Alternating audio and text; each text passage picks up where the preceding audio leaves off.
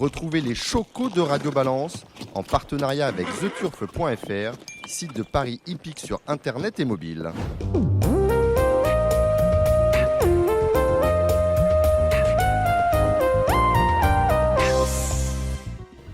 Bonjour, je ne suis pas Dominique Cordier, je suis Pascal Raymond-Lamy. Je suis ravie de vous accompagner pour cette émission un peu spéciale de Radio Balance. Comme chaque semaine, dans le très beau cadre du Cardinal, 5 places de la Porte de Saint-Cloud, dans le 16e à Paris. Mais aujourd'hui, rien qu'avec des femmes autour de la table et au téléphone pour débattre de l'actu et pour vous donner vos chocos du week-end. Côté prono, on aura les meilleurs avec nous pour le galop. Sophie Clément qui est avec nous par téléphone pour une belle réunion d'obstacles samedi à Auteuil, dimanche à Pau avec le Grand Cross également. Et puis il y a du plat à Compiègne également dimanche. Comment ça va, Sophie ? Ça va bien, merci beaucoup et bonjour à toutes. Voilà, ravi de vous accueillir à l'occasion de cette journée, journée donc des droits internationaux des femmes. Ça vous parle ce thème ?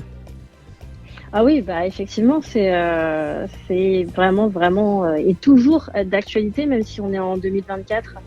Il y a encore beaucoup de progrès à faire. Il y en a eu dans le milieu des courses.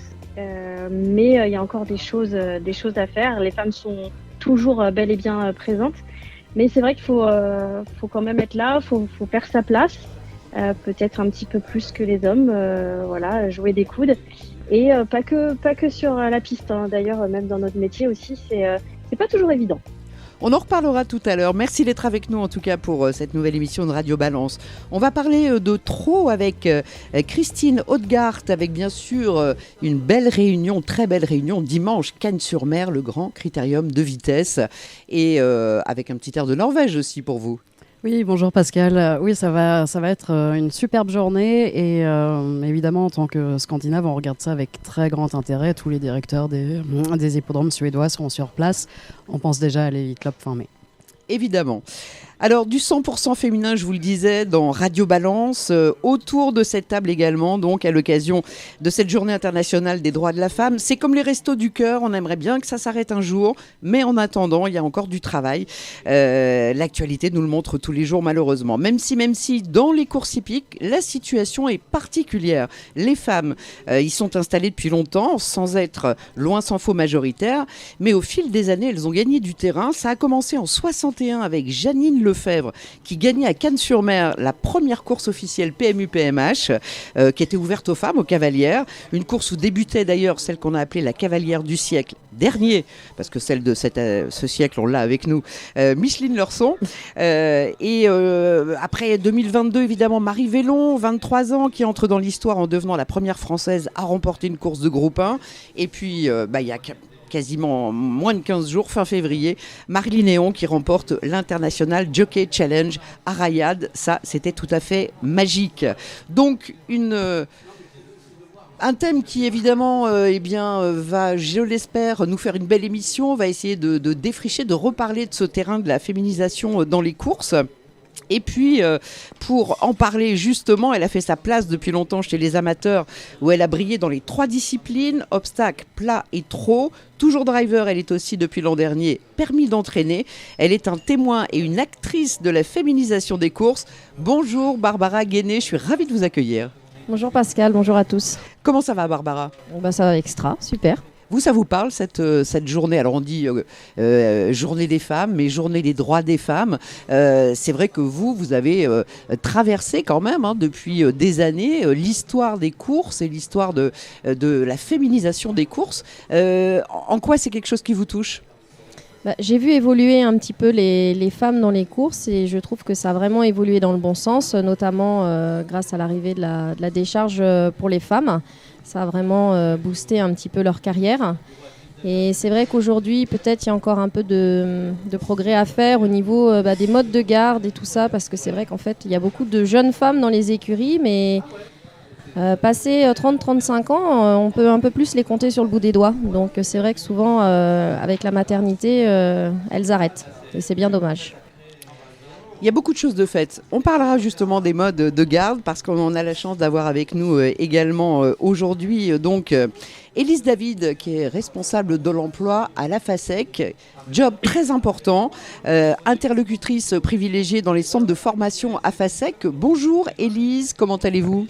Eh bien parfaitement, cette journée où on met à l'honneur les femmes. C'est effectivement un sujet qui touche beaucoup et puis j'ai aussi une petite information, c'est qu'en 50 ans, notre secteur, c'est celui qui a connu le plus fort taux de féminisation et tout secteur confondu, même dans des activités qui sont historiquement très masculines. Plus dans le plat ou plus dans le galop ? Cette augmentation, parce qu'on va parler, on va dire tout de suite le chiffre, hein. Combien de femmes dans les centres de formation à FASEC cette année ? Alors si on parle dans les centres de formation, on est à 73% de femmes, enfin de jeunes filles apprenantes. On a particulièrement plus de jeunes femmes dans la discipline du galop, on le note. Et puis c'est une évolution puisque l'année dernière on était à 71%. Voilà, c'est en évolution constante depuis de nombreuses années. Et un peu plus dans le galop donc que dans le trot. On y reviendra tout à l'heure. Mais vous et la FASEC et vous dans votre domaine, il y a eu obligatoirement une adaptation à cette situation. Et Barbara Guéné parlait donc de la garde des enfants notamment pour s'en occuper. Ça a été mis en place. Tout à fait. Les situations. Alors ça concerne les femmes et ça concerne aussi les hommes puisqu'aujourd'hui. Les papas aussi sont amenés à avoir des difficultés de mode de garde. On sait très bien que c'est des freins périphériques à l'emploi. On a besoin de trouver des solutions de garde pour ces enfants. C'est aussi le logement. Mais ce qui peut être mis en avant, notamment pour servir la cause des femmes qui sont soumises à des horaires atypiques, et on le sait dans les courses, c'est qu'on a mis en place des modes de garde dans différents centres d'entraînement, là où potentiellement on avait le plus de salariés d'écurie course. Et comme elles sont 40,3% de femmes à exercer dans nos métiers, il fallait y répondre, il fallait trouver des solutions. Et ces solutions de mode de garde, elles sont adaptées totalement à leurs horaires. Donc on est tout à fait en capacité de recevoir des enfants dès 6h du matin. Et ça permet effectivement de pérenniser les postes et puis de maintenir durablement les femmes dans leur emploi. On va en reparler tout à l'heure, beaucoup plus en détail. Merci Élise en tout cas pour ces précisions. Déjà, je vais saluer quand même le seul garçon autorisé dans cette émission. Il est à la technique, mais pas que. Expression très utilisée maintenant, mais pas que.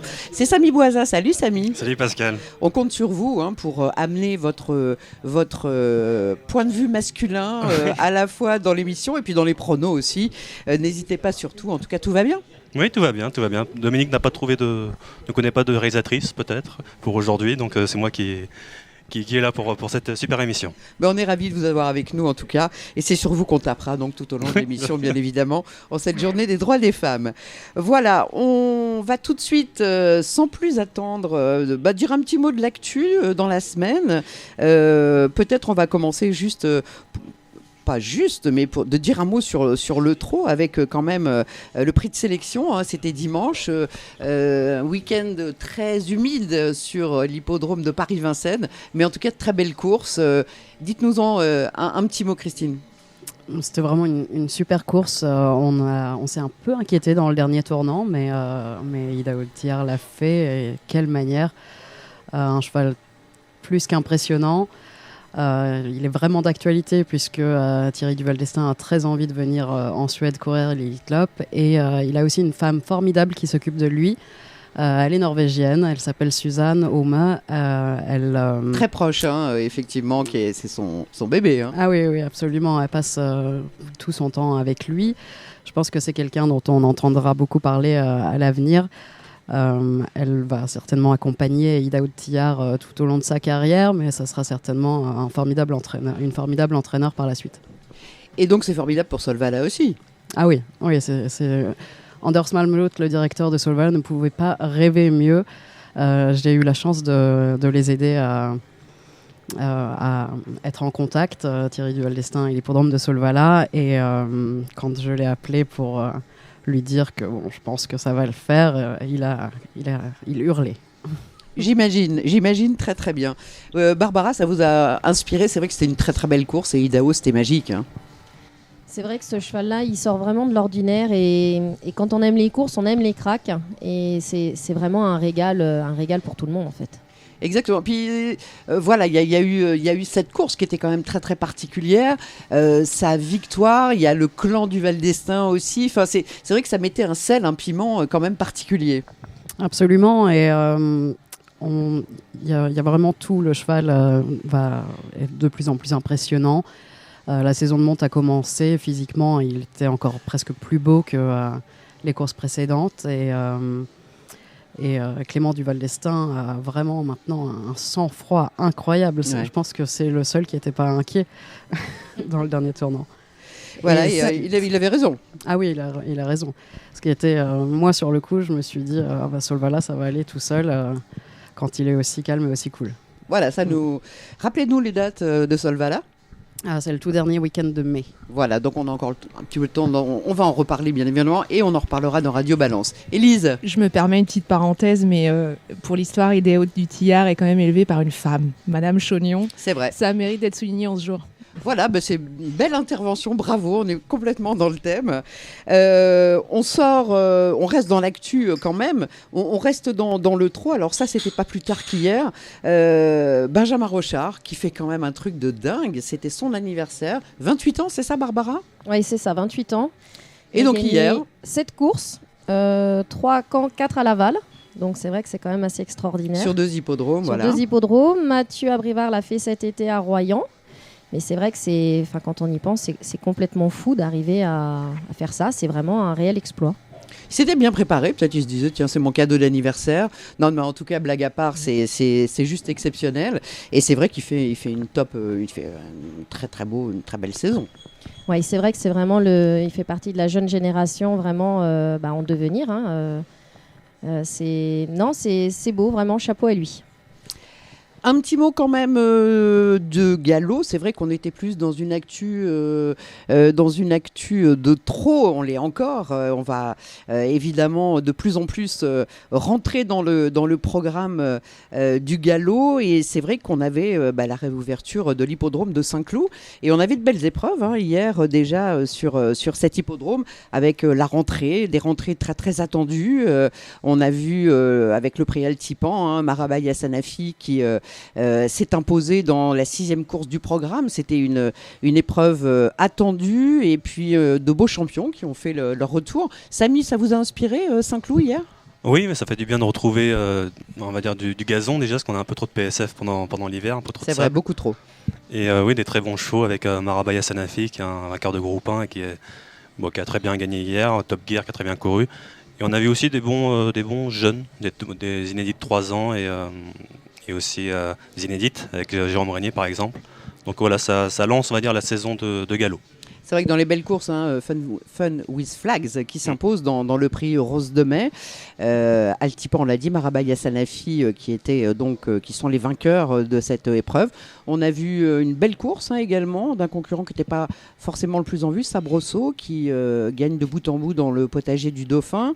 La Mandala dans le Douchka, c'était la 3e course du programme. Et Henri Alex Pantal a l'air d'avoir une belle génération de 3 ans pour cette année. Exactement, c'est vrai qu'il y a pas mal de 3 ans. On a vu également chez Victoria Head. Victoria Head qui a très bien gagné hier. Oui. Exactement, qui a très bien gagné. Et c'est vrai que c'est plutôt encourageant d'avoir des bons 3 ans comme ça qui sortent en début de saison parce qu'on a des moments où c'est un peu plus creux avec les jeunes sujets et là visiblement ça a l'air plutôt bien parti pour cette saison, donc on attend avec impatience les grandes belles courses et les préparatoires et puis il y a une belle réunion qui s'est disputée également sur l'hippodrome de Chantilly, on en reparlera la semaine prochaine. Allez, sans plus attendre, dans Radio Balance, une autre invitée, elle aussi de ce numéro spécial, une invitée incontournable tant elle a apporté, même si elle s'en défend, à la féminisation des courses hippiques en France. Première femme entraîneur à rivaliser avec les hommes, avec pas moins de 126 groupes 1 et 3 arcs de triomphe. Bonjour Christiane Head, bonjour Cricket Head. Bonjour. Je peux vous appeler Cricket ? Oui, bien sûr, tout le monde m'appelle Cricket. Et je réponds toujours plus facilement à ce nom-là qu'à l'autre. On a envie de vous demander comment allez-vous, Cricket ? Mais je vais bien, comme quelqu'un qui est rentier. Voilà, mais qui profite j'imagine, voilà, de plein de choses, parce que vous devez vous lever un peu moins tôt qu'avant, non ? Oui, enfin ça, non, parce que j'ai tellement l'habitude. Je crois que ma montre biologique n'a pas encore changé d'heure. Est-ce que vous avez le temps d'avoir un regard encore sur les courses ou est-ce que voilà, vous suivez ça de loin quel est votre rapport avec les courses aujourd'hui? Alors non, je suis ça de loin parce que j'habite pas tout près. Quand je suis aux Bahamas ou si je suis sur mon bateau en train de naviguer, je suis pas tout près. Mais moi, j'ai gardé des chevaux, donc j'ai des poulinières et des chevaux de course. J'ai plusieurs entraîneurs et puis je regarde bien sûr mes neveux, mon neveu, ma nièce, des chevaux de mes frères et sœurs. Enfin non, je suis toujours très intéressée par ce qui se passe. C'est vrai que dans la famille, il y a de quoi avoir de l'actu très régulièrement. On a parlé de Victoria qui a eu une très belle journée hier, effectivement, à Saint-Cloud. Ouais. Et donc voilà, ça c'est aussi le clan Aide qui, depuis... Vous étiez la 4e génération d'entraîneurs, je crois, vous personnellement. Oui, moi personnellement, oui. Et donc eux, c'est la 5e génération. Exactement, et qui perdure aujourd'hui.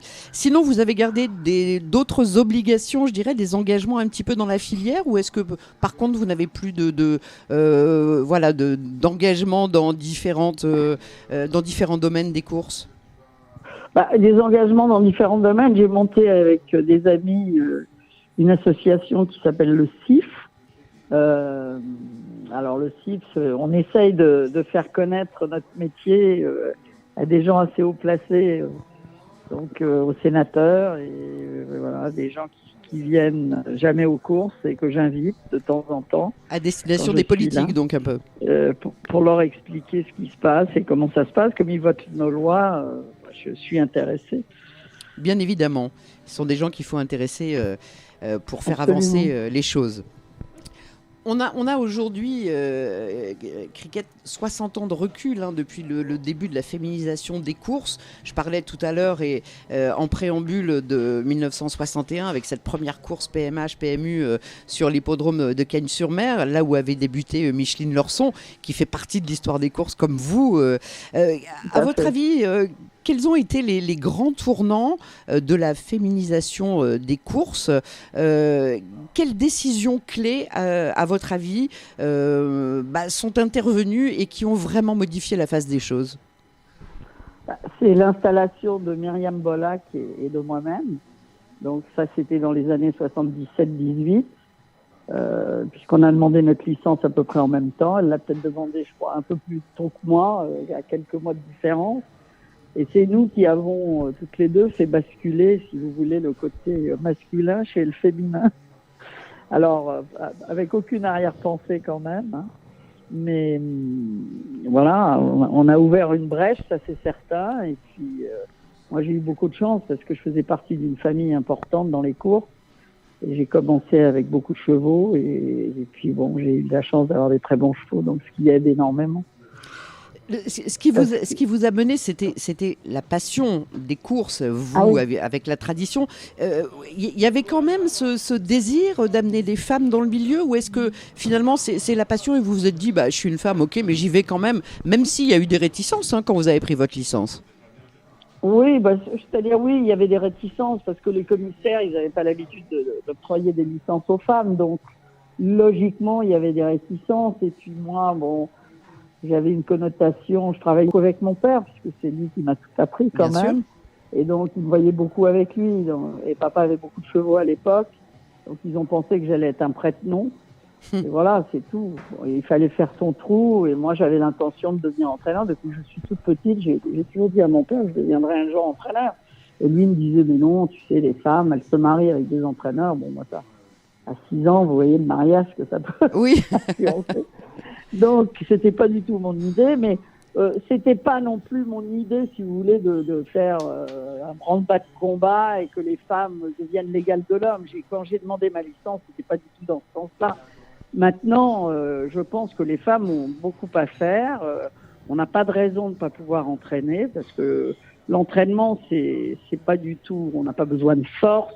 Je dirais que pour certaines choses, l'homme a quand même plus de force que la femme, mais pas là. Au point de vue entraîneur, c'est ce que vous voyez, c'est vos yeux, c'est ce que vous ressentez. Bien sûr. Et puis c'est le cheval, on l'oublie beaucoup, mais c'est le cheval qui court. Évidemment, il y a moins l'aspect effectivement physique qui peut être évoqué à plusieurs reprises. Vous, contre quoi vous avez dû vous battre? Parce que vous avez quand même mené des combats. Je sais que vous avez dit que les combats que vous avez menés, c'était pour les courses en général, sans forcément une distinction, un distinguo entre les jockeys hommes ou les jockeys femmes. Mais vous avez dû quand même batailler, j'imagine, et le fait d'être une femme, même en vous appelant aide et en ayant effectivement une lignée derrière vous, ça n'a pas dû être simple. Pas simple, non, parce que c'est jamais simple quand vous vous installez. Et puis, bon, c'était pas dit non plus que je puisse réussir comme je l'ai fait, parce que c'est sûr qu'aujourd'hui, avoir 126 groupes 1 ou même un peu plus, parce qu'il vous en manque certains. Ah. Mais bon, c'est pas grave, hein, ça n'a aucune espèce d'importance. Je veux dire, c'est vrai que ce palmarès-là, aujourd'hui, moi, je suis la seule à l'avoir parce que, quand même, j'ai commencé avec un matériel formidable. Donc, ça m'a beaucoup aidé. Et des gros propriétaires, et j'ai entraîné pour des grosses maisons et des gros éleveurs. Et ça vous aide énormément. Donc, il faut reconnaître les choses quand même. Hein. Et puis, je vous dis, j'ai bataillé, oui, parce que quand vous êtes une femme, et à l'époque où on s'est installé avec Myriam, on nous prenait peut-être pas tellement au sérieux. On pensait qu'on était peut-être mieux derrière nos fourneaux que sur J'imagine un centre d'entraînement et avoir des problèmes avec le personnel. Alors moi, j'ai jamais rencontré aucun problème. Je vous dis tout de suite, je n'ai jamais, ni de la part de mes confrères, parce que bon, je les connaissais tous pour les avoir vus depuis très longtemps. Ils me connaissaient très bien. J'étais la fille d'eux, ça c'est sûr. Mais bon, ça m'a pas dérangé. Au contraire, je pense que ça m'a aidé.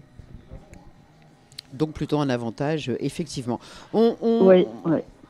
On a avec nous aujourd'hui Élise David, qui est responsable de l'emploi pour la FASEC et donc pour les établissements de formation. Ce pourcentage très important et qui amplifie chaque année de filles dans les AFASEC, quel est votre regard là-dessus? Est-ce qu'à un moment, ça va devenir un problème? Un problème, oui et non. La seule différence qu'il peut y avoir, c'est qu'au bout d'un moment, les femmes se marient, les femmes veulent faire des enfants, ce qui est tout à fait logique. Et donc, elles quittent le métier, c'est tout, plus jeune qu'un homme. Mais sinon, moi, au contraire, j'ai toujours défendu la FASEC en premier, parce que je pense que l'école est très importante, et l'école de la FASEC, c'est quelque chose de très important. Et à travers nos métiers, il faut les aider, il faut prendre des apprentis, il faut les former. C'est à nous, si vous voulez, entraîneurs, de former les gens. Hein. Donc, l'école, elle leur apprend à compter, à lire et à écrire. Le reste, la formation, c'est les entraîneurs qui la font, hein. Que ce soit une femme ou un homme. Alors, c'est sûr qu'on a beaucoup de femmes qui sont rentrées à l'école. Je vous dis, le seul inconvénient, si je vois un inconvénient au fait que les femmes rentrent à l'école, c'est ça.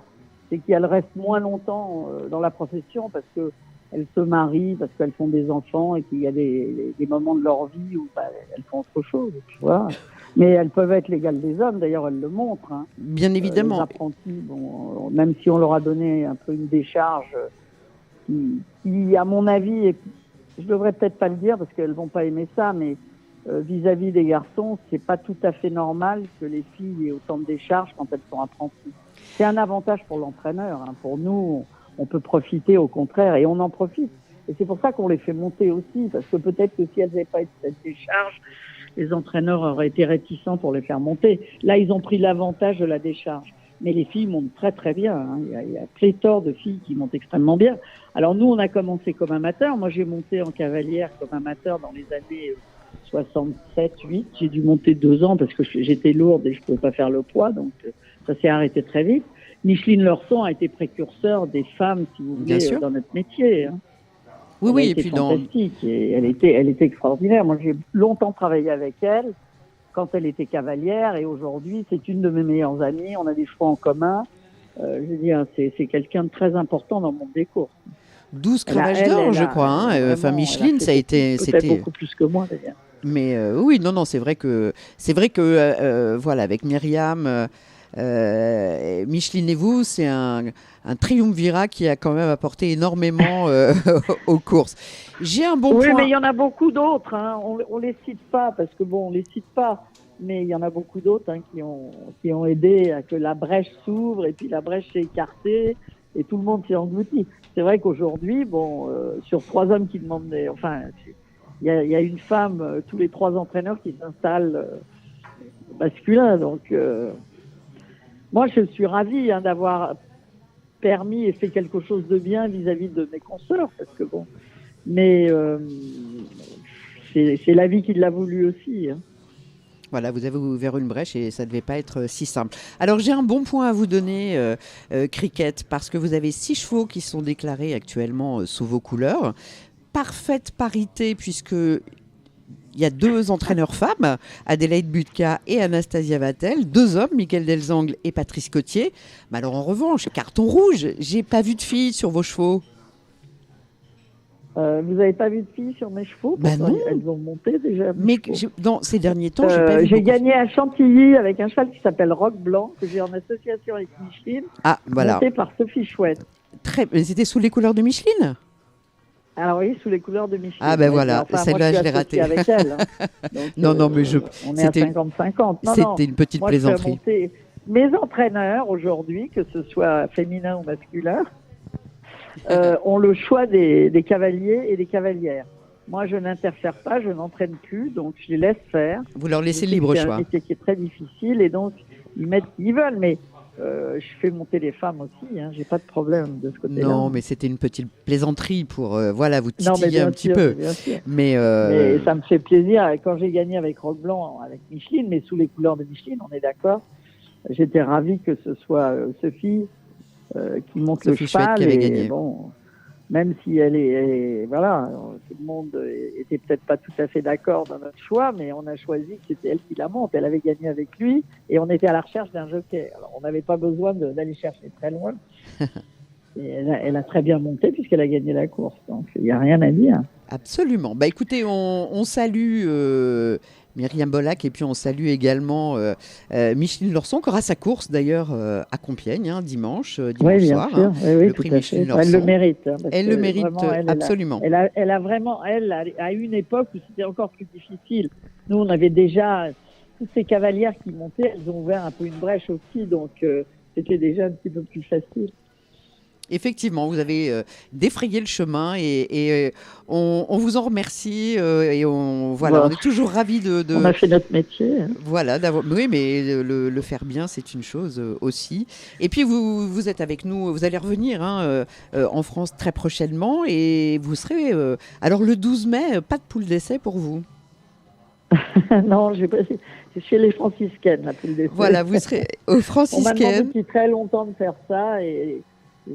J'ai accepté de le faire, donc je serai à Deauville, chez les franciscaines, prête à répondre à toutes les questions qu'on puisse me poser.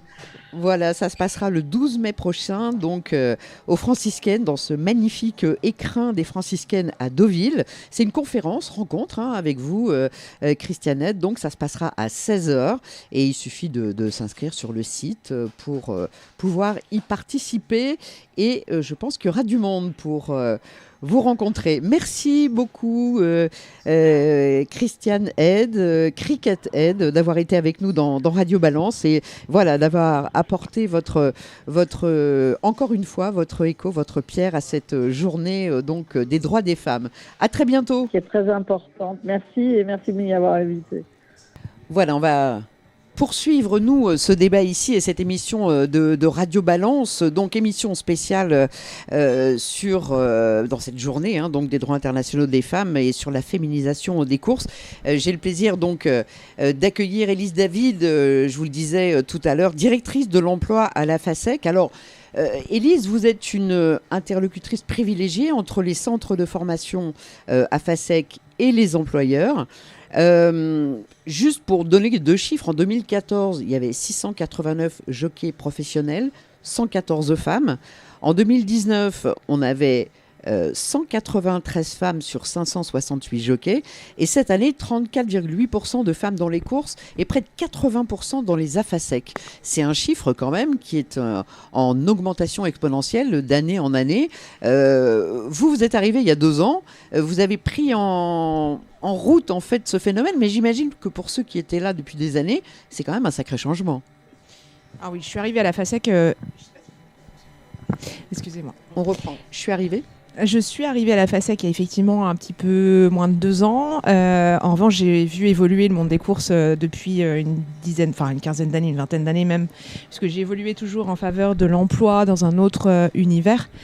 Et c'est potentiellement un métier effectivement qui a augmenté, qui s'est féminisé de plus de 20%. Alors qu'on perd 4% de salariés sur l'année 2022. Donc oui, les femmes ont de plus en plus leur place. Elles sont 40,3% à travailler, à évoluer dans les écuries de course, au trot, au galop. Au trot et au galop. On a des chiffres un petit peu entre trot et galop. On l'a évoqué un petit peu tout à l'heure, mais c'est vrai qu'on a l'impression que dans le trot, les femmes sont perçues un petit peu différemment.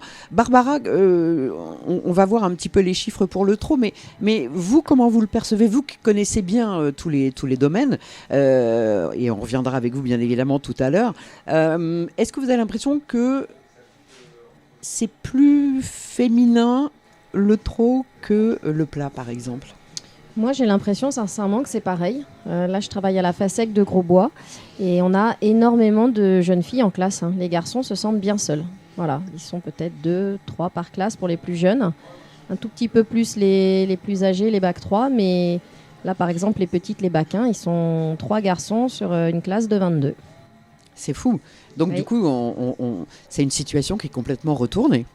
Complètement. C'est exactement ça. C'est complètement retourné. Oui, et ces garçons, vous pouvez en parler. Enfin, est-ce qu'ils évoquent cette chose-là? Parce que j'imagine que quand on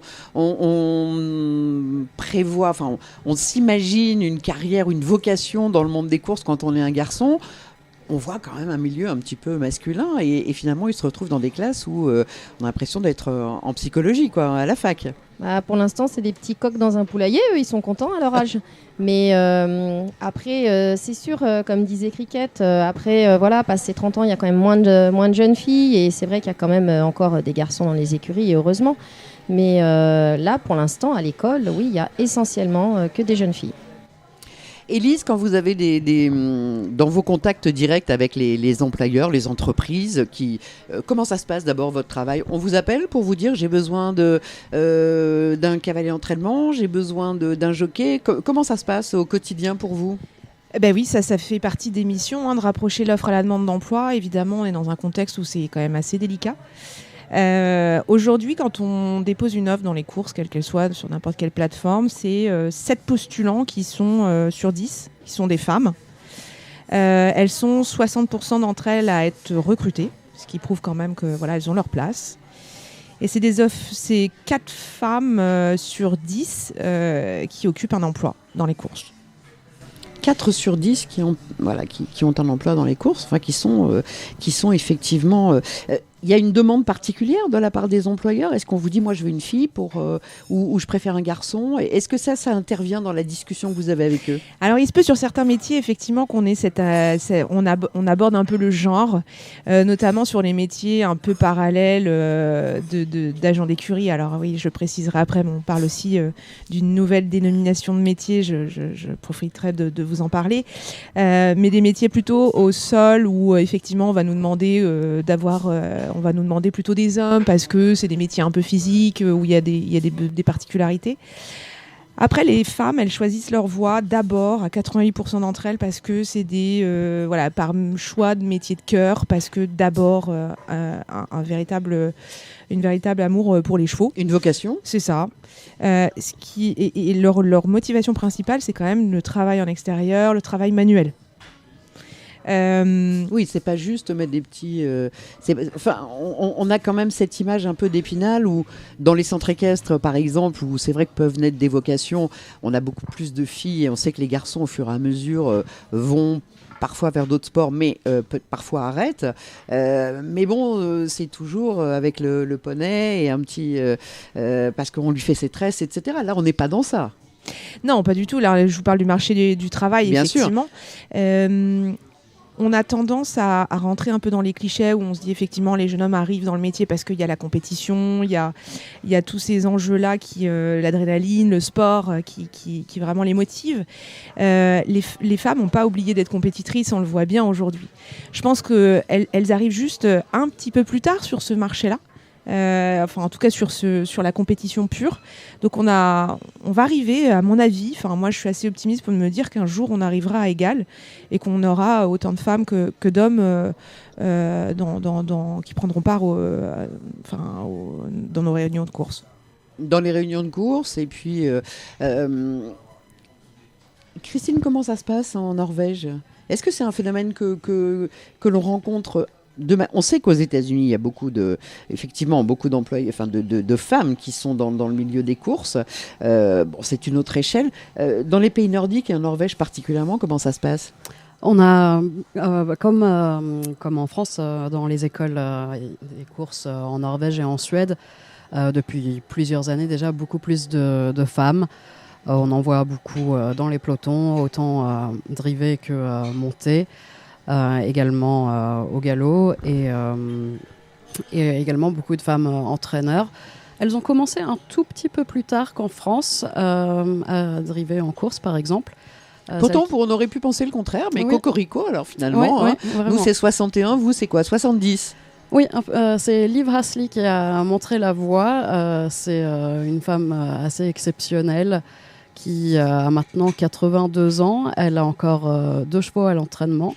Cette année, elle a couru 3 fois pour 2 victoires. Donc, elle est encore très active en tant qu'entraîneur et elle a également été très active en tant que driver toute sa carrière. Les pays scandinaves sont un peu les champions d'Europe de la parité, je pense. Donc, sont très féministes. Nous, on est arrivés... je suis arrivée en 98 avec ma famille en France. Ma mère entraîne et élève des chevaux. À cette époque-là, c'était pas comme c'est maintenant. Elle est arrivée déjà une femme en plus, je pense pas que ça a aidé d'être étrangère, qui demandait sa licence. Ils ont trouvé ça un peu marrant. J'en ai encore parlé récemment et maintenant il y a vraiment un consensus, bien sûr. Ouais. Élise David, donc cette féminisation et cette arrivée massive des filles. Alors, vous, votre parti, on l'a bien compris, c'est l'emploi. Mais en revanche, ça oblige, et on a défleuré le sujet tout à l'heure, ça oblige à s'adapter parce que la FASEC d'il y a 30 ans, ou d'il y a 20 ans, ou d'il y a 10 ans, c'est plus le même FASEC aujourd'hui. C'est-à-dire que qu'est-ce qui a changé véritablement ? En quoi la FASEC a été obligée de s'adapter et d'adapter aux femmes ? Il s'agissait de reconnaître les femmes aujourd'hui au vu du nombre à officier au sein de nos écuries de course. On a profité de l'occasion de la refonte de la convention collective nationale qui s'imposait puisqu'il fallait effectivement trouver un accord de branche pour arriver à représenter un maximum plus de 5000 salariés, ce que nous n'avions pas aujourd'hui, puisqu'on avait près de 4000 salariés officiant dans les écuries de course au trot au galop. Donc on a réfléchi avec les syndicats d'entraîneurs de galop et de trot, à savoir vers quelle branche on pouvait évidemment se rattacher. Il a été question à un moment de se rapprocher des zoos animaliers. On trouvait qu'il y avait quand même pas mal de différences par rapport à notre univers. Un petit peu. Donc naturellement, on s'est rapproché des structures de sports équestres et de loisirs qui sont potentiellement 6000 établissements équestres en France et qui recrutent près de 16 000 personnes. Ce qui a fait que nous avons pu rentrer, comme l'État nous le demandait, dans des volumes qui nous permettaient de ce rapprochement de branches dans la convention collective.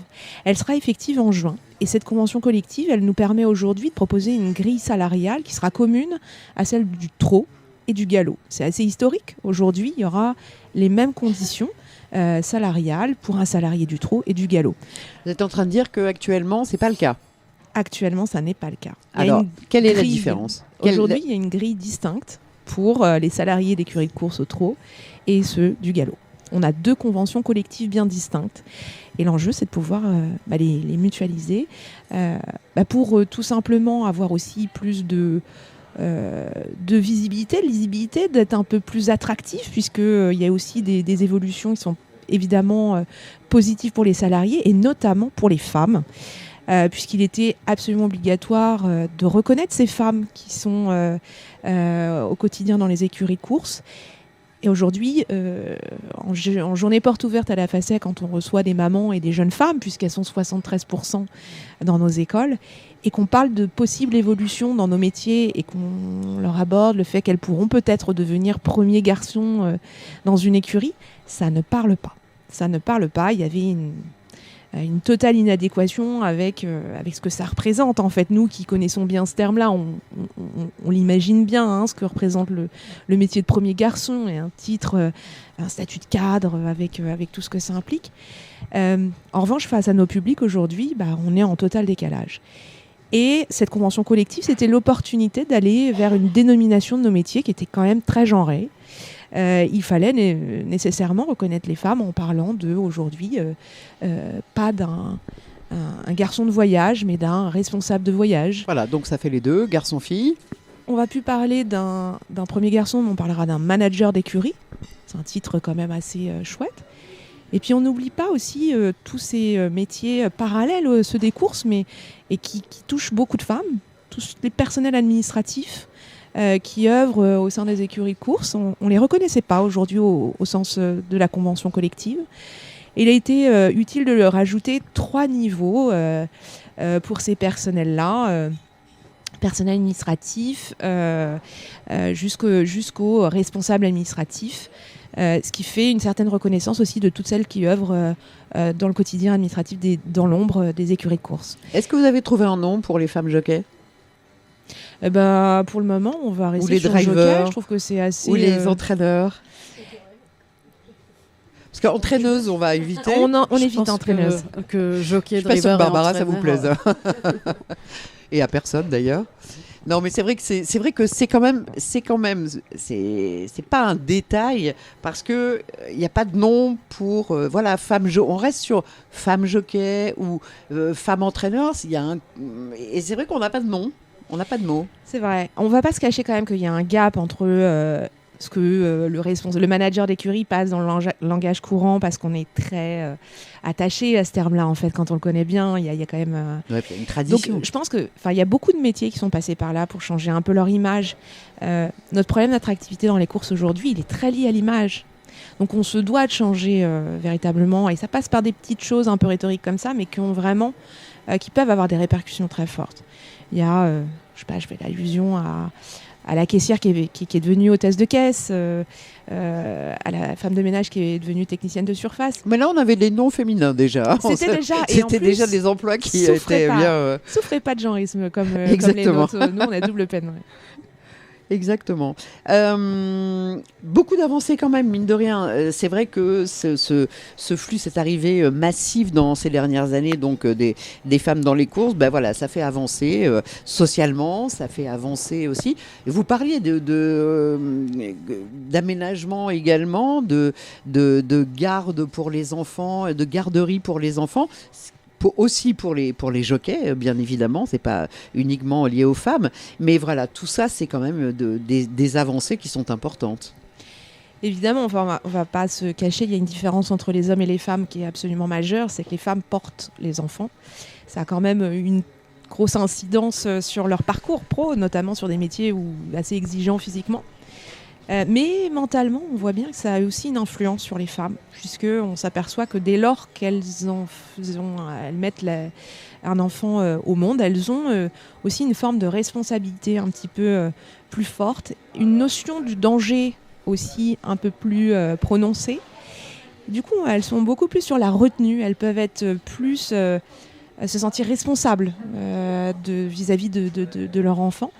Et elles peuvent parfois prendre peur à cheval, tout simplement être un peu plus mesurées et prendre moins de risques, voire avoir des envies aussi de reconversion. Alors on sait que dans les courses, de façon générale, les femmes sont beaucoup plus diplômées que les hommes. Donc elles arrivent plus facilement à se reconvertir. Aujourd'hui, c'est vrai qu'il y a peut-être des débouchés qui sont un peu limités dans le sens où elles ont quand même envie de rester dans le métier. Et c'est là où nous, on va aussi les accompagner sur la reconversion. Parce qu'elles, généralement, elles ont des ambitions de rester dans l'univers des courses, plutôt sur des métiers annexes aux courses, dans des postes administratifs, en lien avec les courses, dans la com. Voilà. Et il y a des opportunités. En fait, on ne s'imagine pas, mais on a une diversité de métiers dans les courses qui doit être plus largement affichée. La pérennité de carrière homme-femme dans les courses, chez les hommes, c'est quoi? C'est à peu près 10 ans? Alors chez les femmes, on s'est plus penché sur les chiffres sur les femmes, et il s'avère qu'elles ont 5 ans en moyenne d'activité durable dans nos métiers. Donc ça, c'est aussi un paramètre qui est extrêmement important. C'est-à-dire pas forcément la même longévité, pour les raisons que vous avez expliquées tout à l'heure, peut-être parce qu'elles veulent des enfants, etc.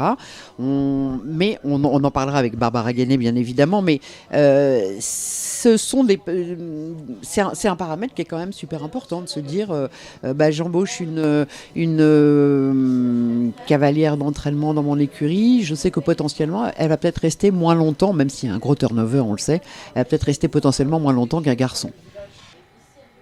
Voilà, donc des carrières a priori plus courtes pour les femmes. Sophie, vous vouliez intervenir pour poser une question à Élise, ou peut-être enchérir sur ce qu'elle vient de dire? Oui, je pense que ça peut faire réagir sans doute toutes les femmes qui sont présentes aujourd'hui. C'est que je trouve que c'est plutôt une question sociétale. Je parle surtout pour les femmes qui désirent à un moment donné de devenir mères.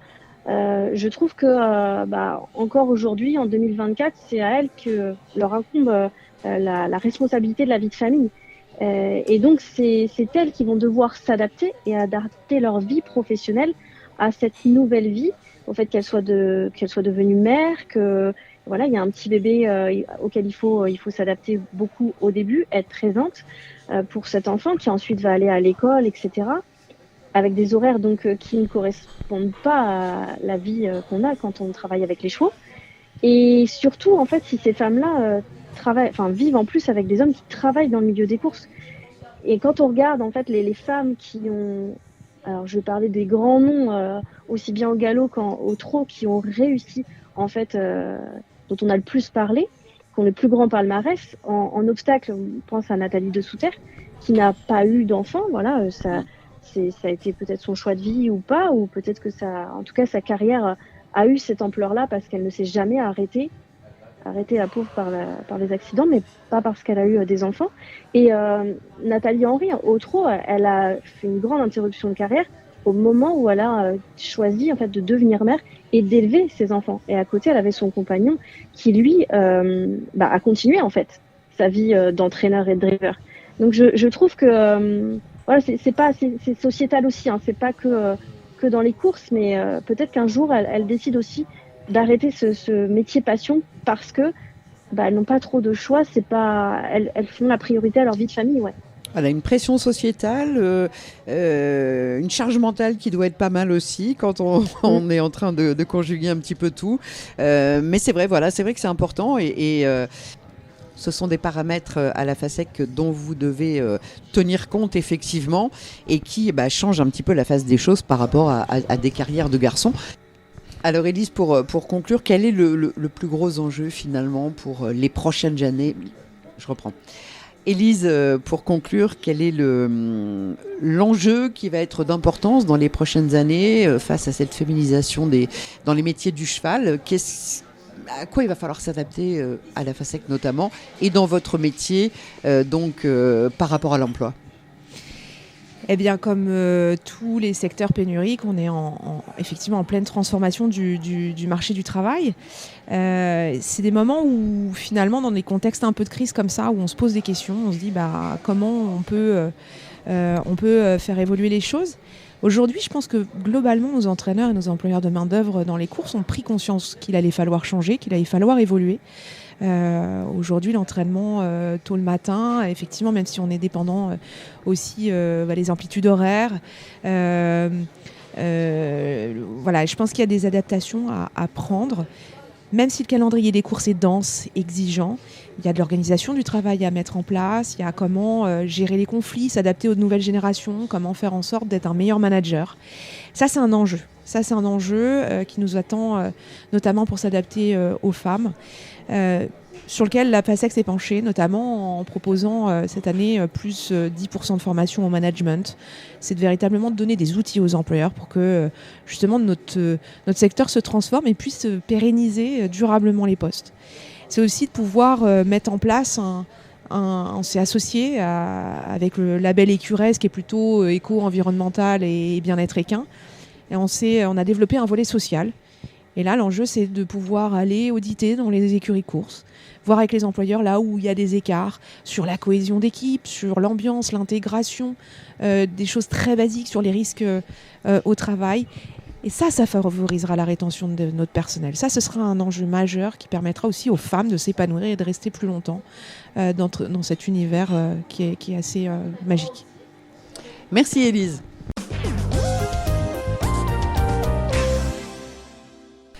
Alors dans cette émission, on a évoqué tout à l'heure la cavalière du siècle dernier, donc Micheline Leurson.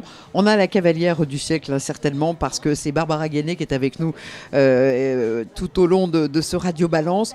Lauréate quand même dans les 3 disciplines, en trot, en plat, en obstacle, dans les rangs des amateurs, qui donc désormais est permis d'entraîner. Barbara, vous avez connu tous les milieux. Il y a un endroit en tant que femme où ça a été compliqué ?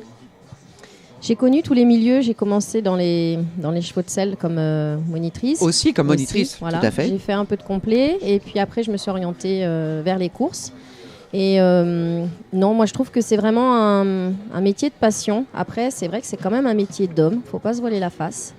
Et je pense que oui, il y a de plus en plus de femmes, mais on a aussi besoin des hommes parce que je pense notamment pour les débourrages, pour le pré-entraînement, avec certains poulains ou certains chevaux un peu chauds.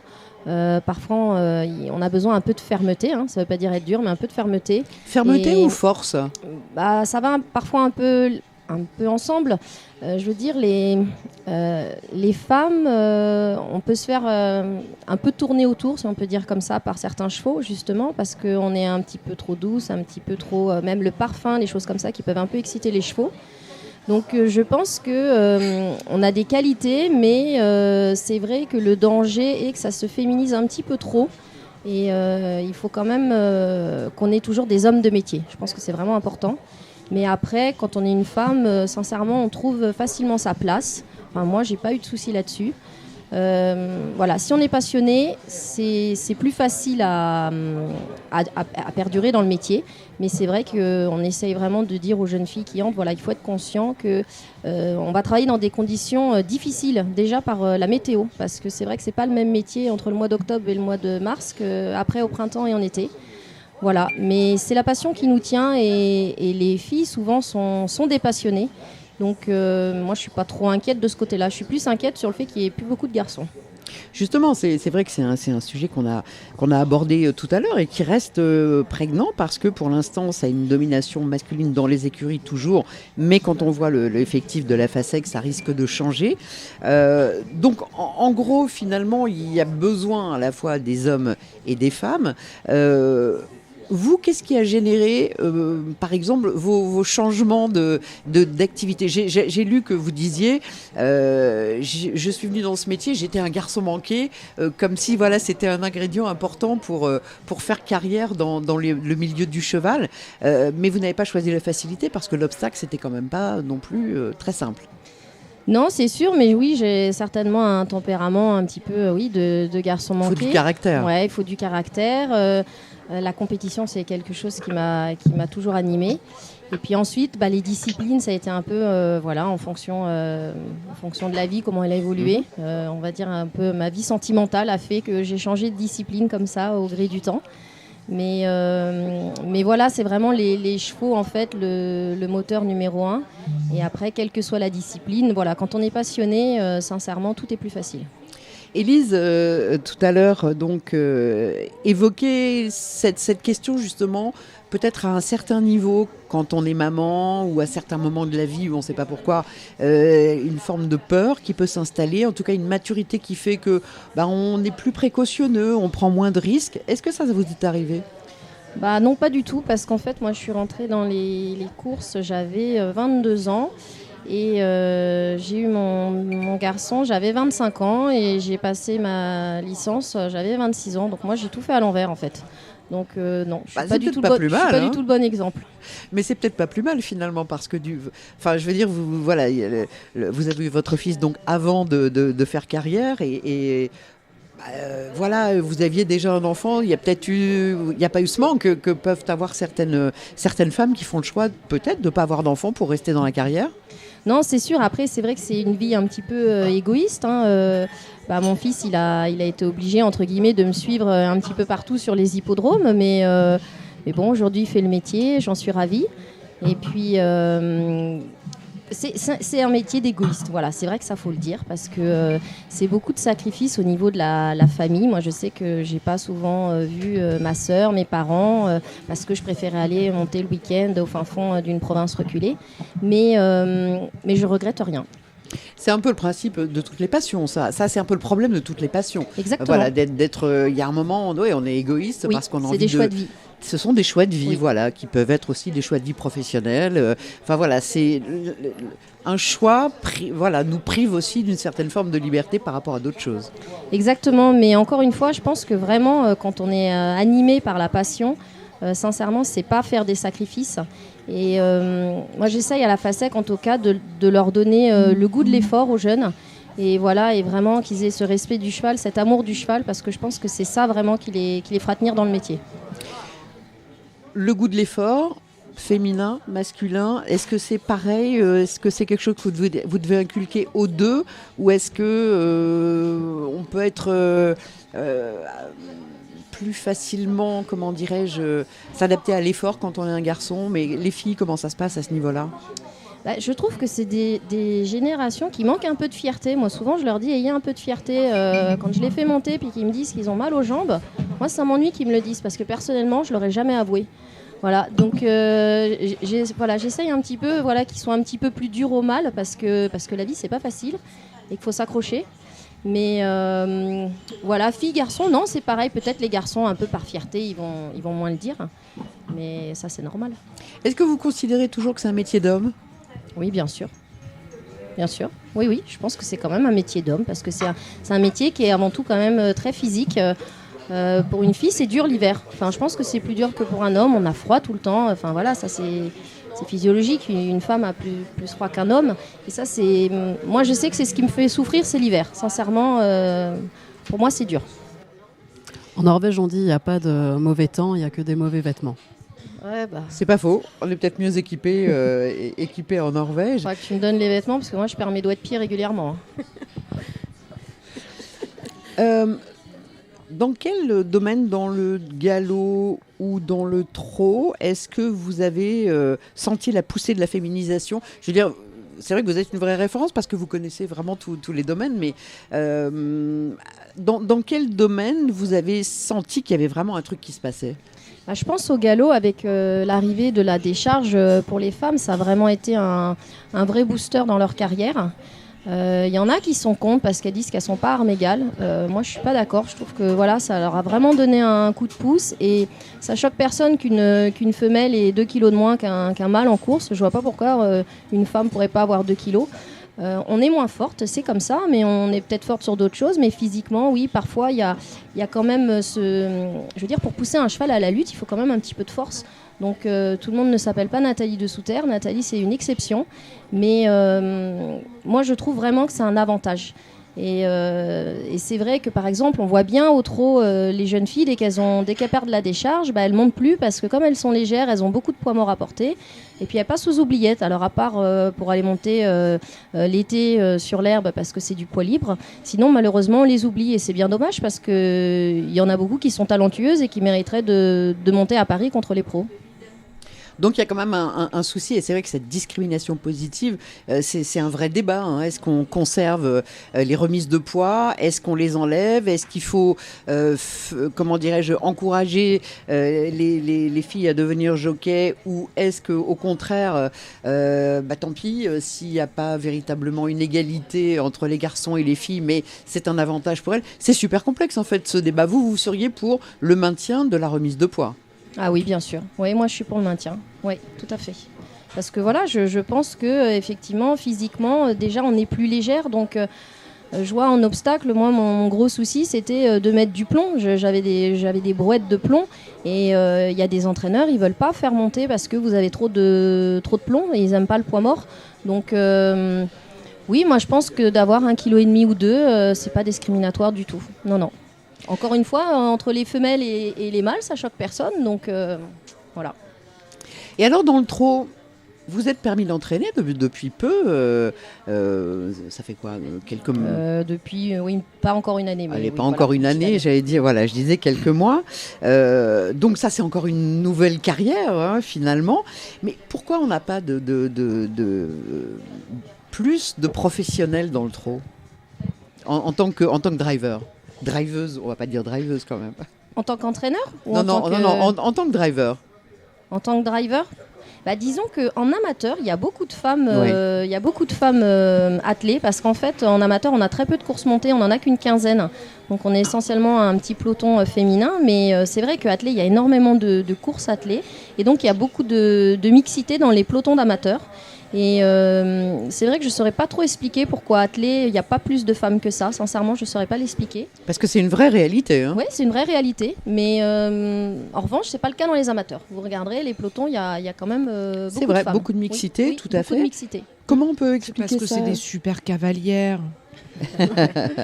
Moi, je pense qu'au trot attelé, on arrive un peu plus comme en Suède ou aux États-Unis, avec une quinzaine de drivers qui se partagent toutes les grandes courses. On a beaucoup plus de variété que tous les autres pays du monde au trot en France, mais sur les grands hippodromes et dans les grandes courses, c'est toujours les mêmes drivers, et donc c'est encore plus difficile de se faire sa place. Non, mais comment se fait-il qu'il n'y ait pas une femme qui arrive à se... On connaît des noms, bien évidemment, mais il y a quand même un vrai décalage entre la réalité et ce qui va être la réalité dans quelques années aux sorties d'Afasec avec ce tel nombre de femmes, et la réalité dans un peloton à Vincennes dans les grandes courses. Difficile de répondre. Oui. Excuse-moi, j'ai pas écouté. Non, je disais que... on est toujours sur le même truc, on essaie de comprendre pourquoi il n'y a pas de femmes dans les pelotons par rapport aux 20 top drivers qui sont à Vincennes. Et Pascal a noté que Barbara remportait son premier quintet en tant qu'entraîneur. Mais bien sûr. À Vincennes, il n'y a pas longtemps. J'allais y venir parce que j'avais noté donc avec bâton... Guerrier Castellet. Avec, Guerrier. Et ça, pourquoi je ne l'ai pas là, ça? Attends, je l'ai là. Mais non, je l'ai. Voilà, Guerrier. Non, je l'ai là. Autant pour moi.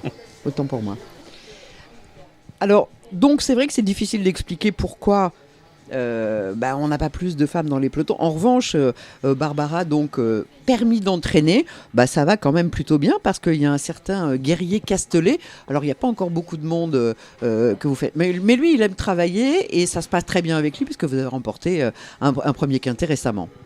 Oui, super. C'est vrai que c'est une belle histoire. J'avais acheté ce petit cheval aux ventes pour m'en faire un cheval d'amateur. Il était un peu trop compliqué au début pour moi. Et puis l'année dernière, il a commencé à devenir un peu plus pratique. J'ai pu gagner quelques courses en amateur avec lui. Et puis là, maintenant, il a trop de gains pour les amateurs. Donc il court contre les pros. Et oui, il m'a fait la joie de remporter un quintet il n'y a pas si longtemps que ça à Vincennes avec Mathieu Abrivard. Exactement, voilà, j'allais dire Mathieu qui était aux commandes. Ça, c'est une nouvelle carrière pour vous? Oui, c'est une nouvelle casquette. En tout cas, c'est une casquette supplémentaire. C'est une nouvelle casquette, mais c'est vrai que l'entraînement, c'est quelque chose aussi de passionnant. C'est même beaucoup plus stressant, on va dire, parce que quand on est sur un sulky, en fait, on pense plus au stress, on est dans notre course. Mais quand on est spectateur comme ça, on subit vraiment. Et pour les nerfs, c'est beaucoup plus dur. Donc deux vies, enfin plein de vies, mais en tout cas actuellement Grosbois avec cette activité d'entraîneur, mais également donc la FASEC avec maintenant des vraies responsabilités importantes. La transmission, c'est quelque chose qui a été naturel chez vous ? Bah oui, en fait, voilà, je reviens à mes premiers amours. Comme j'ai commencé comme monitrice d'équitation, là maintenant, voilà, je forme les jeunes de la FASEC. Et oui, ça me plaît beaucoup. Sincèrement, ça me plaît beaucoup. C'est vraiment un plaisir de les voir évoluer et puis de voir dans leurs yeux, comme ça, quand ils ont les yeux qui pétillent parce qu'ils sont émerveillés d'un premier travail où on va un petit peu plus vite ou des premières sensations, des choses comme ça, ou des courses écoles. Non, c'est vraiment chouette. Ça me plaît beaucoup. Bah écoutez, on vous souhaite la même réussite, mais enfin, ça va plutôt bien quand même. Tout ce que vous avez touché, généralement, ça a fonctionné à merveille. J'espère, il faut que ça continue. Non, mais ça c'est quand même assez admirable. Et voilà, notre cavalière du siècle à nous, elle est là. C'est gentil, merci. Marre de parier sans jamais être récompensé ? TheTurf.fr est le seul site à vous proposer un vrai programme de fidélité, accessible à tous et quels que soient vos types de paris. Rejoignez-nous dès maintenant sur TheTurf.fr. Allez, on va passer à la partie pronostic de Radio Balance, moment toujours évidemment très très attendu. On a un beau programme ce week-end encore. On va démarrer avec de l'obstacle sur l'hippodrome d'Auteuil. C'est pour samedi donc avec 8 courses de programmées. On a un beau groupe 3 avec le prix Duc d'Anjou qui sera la 4e course du programme. Ça aurait pu avec également le prix Car-Simon aurait pu être un quintet s'il y avait eu assez de partants. Ça n'a pas été le cas. Donc c'est le prix Pondiena qui est donc la 6e course qui sera support du quintet du Z5 donc sur l'hippodrome d'Auteuil. Cette réunion d'obstacles, on va en parler donc avec Sophie Clément. Sophie qui reste en notre compagnie et qui va nous détailler avec Samy aussi qui peut intervenir bien évidemment les épreuves de l'hippodrome d'Auteuil avec ce beau programme qui va démarrer avec le prix Ventriloque. Oui, Pascal. Alors, Samy, est-ce qu'on commence par le quintet ou est-ce qu'on commence par la première ? Oui, on va commencer par le quintet directement. Ça va être la 6e à 15h15. Alors, je vous relance pour que ce soit plus simple. Donc, du coup, qui a été choisi pour être support du quintet plus faute de suffisamment de partants dans le prix Car-Simon. Alors, je ne sais pas si tu as entendu les mêmes choses, mais il y a des bons bruits. En tout cas, des entraînements qui sont confiants, notamment celui de Mathieu Pitard, avec sa jument Italiana Ledin, qui a été préparée pour cette épreuve. Est-ce que tu as entendu les mêmes choses ? Alors, j'ai pas entendu de choses, mais c'est vrai que on reste sur une victoire à Toulouse. Donc, si on a des bons bruits, pourquoi pas, ça peut être une chance, oui. Ça peut être une chance. Il y a Fabrice Fouché aussi, qui est plutôt confiant, avec Espoir de Noël, qui a fait un beau meeting de Pau. Hein. Oui, il a fait un bon meeting, et oui, je l'ai eu parlé en plus mardi à Chantilly. Oui, c'est une bonne chance, Espoir de Noël, dans cette course-là, qui est en tout cas en forme. Mais qui découvre les gros quand même d'Auteuil. Oui. C'est pas non plus une mince affaire. Mais je sens que Samy, tu préfères un autre là. À dire ça comme ça, c'est une bonne chance, mais il y en a un autre qui t'a tapé dans l'œil. Bah moi j'ai toujours bien aimé l'As Jean Godéry, mais après c'est l'entraînement du Comérienne, je sais pas dans quel sur ce début de meeting, début d'Auteuil, ses chevaux sont pas trop en forme, mais j'ai toujours bien aimé Jean Godéry. Alors lui, il évoque plutôt le fait qu'ils soient pas tous prêts. Il est en retard dans sa préparation tout simplement. C'est pas une question de méforme ou quoi. Donc peut-être qu'il va manquer un petit peu, mais il espère qu'en tout cas, d'après ce qu'il m'a dit, c'est que ses chevaux allaient le faire mentir, et notamment Django. Donc si ça te dit, tu le gardes. Je me rappelle que Jean Godéry avait gagné à 50 contre 1 à Auteuil justement. Et en tout cas, voilà, Jean Godéry connaît bien Auteuil, a couru dans des bons lots. Et même si on est en top weight, je serais curieux de voir dans ce quintet-là. Il y a un père et passe ici tout en bas, le numéro 14, qui peut être une bonne chance avec Théo Chevillard. Ouais, super intéressant parce qu'en plus, les chevaux de Nicolas de la Jeunette reviennent en forme. Ouais. Donc ça peut être intéressant sur un père et passe avec seulement 65 kilos. Et puis en plus, il connaît Auteuil, donc peut-être un petit peu court. 3005, lui qui a l'habitude de courir sur plus de 4400 mètres du style d'Auteuil. C'est peut-être le seul bémol. Est-ce que tu as d'autres chaleurs dans ce quintet-là ou pas ? Alors, je regarde un petit peu. Non, là tout de suite, c'est vraiment ceux que je te dirais. Voilà, c'est ceux-là, ouais. C'est vrai qu'on a pas mal de chevaux, Pascal, qui ont couru à Pau, qui connaissent pas trop Auteuil. Parce qu'on a dans toujours deux écoles, ceux qui préfèrent jouer des chevaux qui connaissent Auteuil, ou alors ceux qui n'aiment pas trop jouer, ceux qui n'ont jamais couru, justement, sur l'hippodrome. Mais qui arrivent en forme. Oui, exactement. Ouais. Voilà, c'est vrai que à cette période de l'année, il y a plein de paramètres à prendre en compte. Ceux qui arrivent en forme, ceux qui arrivent plus frais, ceux qui connaissent la catégorie des quintés, ceux qui la découvrent. Ceux qui ont couru au meeting de Pau, ceux qui n'ont pas couru cet hiver, voilà. Ouais. Donc il y a toujours quand même pas mal d'incertitudes à cette période de l'année. A noter que l'outsider de Dominique Cordier pour RTL, c'est le 7 fou du Brésil. Alors je sais pas, qu'est-ce que tu as comme info sur le 7, Sophie, si tu as une info. Le 7... non, peut-être pas, Yannick Froin, je sais pas. Non, j'avais rien sur fou du Brésil. Hein. C'est vrai qu'il a l'expérience quintée. C'est osé. Ça peut être un avantage. C'est osé, mais c'est tout Dominique, ça. Oui, voilà, il aime bien il aime bien oser comme ça. On va passer pour le reste de la réunion ? Oui, ça marche. On démarre avec la première, le prix ventriloque, avec les 4 ans, dont certains ont très peu couru en obstacle. C'est d'ailleurs une des conditions pour participer à cette épreuve. Et d'autres sont inédits. Alors là aussi, c'est pas facile. En général, on va du côté des grandes maisons ou des origines. T'as fait comment, toi, ton choix, Samy ? Ceux qui sont inédits, j'ai pas d'infos là-dessus. Alors, ceux qui ont déjà couru, Virgin Avenger, l'As, a gagné, mais d'une telle facilité la dernière fois à Fontainebleau. Ils ont fait une course-école à l'arrière. Surtout qu'ils revenaient de loin, en fait. Oui, c'est ça, une course-école à l'arrière. Comme ça allait dire, ouais. Et on a attaqué à la dernière haie, en fait, finalement. Et on a dépassé tout le peloton, donc ça me paraît quand même, il y a encore une progression, encore de la marge.